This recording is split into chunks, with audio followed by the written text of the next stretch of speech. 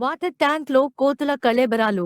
నల్గొండ జిల్లా నందికొండ మున్సిపాలిటీలోని ఓ వాటర్ ట్యాంకర్లో బుధవారం వానర కళేబరాలు ఉండడంతో స్థానికులను భయాందోళనకు గురిచేసింది. ట్యాంకర్ నుంచి 30 నుంచి 40 కోతుల మృతదేహాలను బయటికి తీశారు.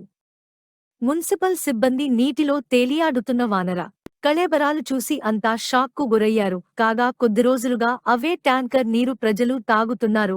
నందికొండ మున్సిపాలిటీ ప్రజలు ట్యాంకర్కు పైకప్పు లేకపోవడంతో కోతులు తాగు నీరు కోసం వెళ్లి ట్యాంకులో పడ్డట్టు అనుమానిస్తున్నారు.